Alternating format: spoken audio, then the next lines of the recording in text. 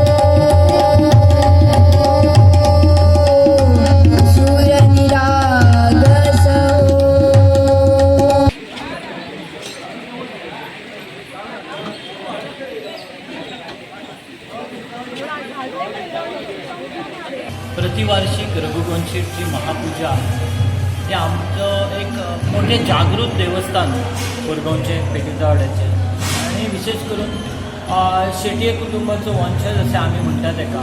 पण आयज नुसतो आमच्या गावाचो हो जागृत देव उरागना तर संपूर्ण गोंयचो जागृत देव असो जाल्लो आसा.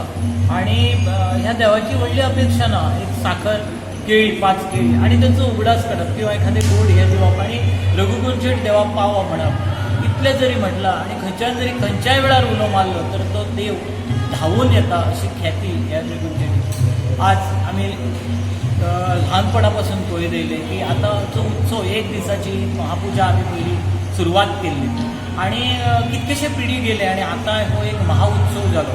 जशी पूजा आमी नुसती पूजा म्हणून उल्लेख करताले आता ती महापूजा जाली आणि उत्सव हो महाउत्सव जालो. आणि त्या उत्सवाच्या रुपान आयज गोंयांतल्यान संपूर्ण गोंयांतल्यान लोक भावीक भक्त श्री रघुवंशीट देवा पावरे ह्या भावनेन येता. तशेंच सकाळी पूजा अर्चा हे करून सत्यनारायण पूजा जालो, महाप्रसाद जालो.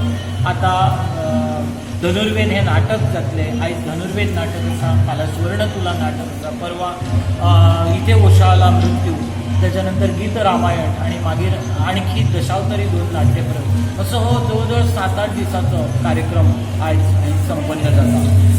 ह्या उत्सवाचे खासियत ह्या देवाकडे कसली जात धर्म हे न करता एक उत्तुंग असे भक्ती भावान ह्या देवाचे स्मरण करप. देवा तूं पाव रघुवंशी तूं पाव म्हटल्यार हाकेक पावणारो असो देव आणि त्याची ख्याती आयज जाल्ली आसा. आणि म्हाका दिसता त्या निमतान आणखी एक 5 दीस उत्सव चलतलो गोंयच्या कानाकोपऱ्यांत. ह्या निमित्तान सगळ्या भावी भक्तांक विनंती करता की त्यांच्यानी ह्या उत्सवात अवश्य येवचे, ह्या देवाचो आशिर्वाद घेवचे आणि आपले जे हे आसा देवा कडल्यान जे मनोरथ कितें आसा ते निश्चित पूर्ण जातले हो अनुभव आमकां सगळ्यांक आसा.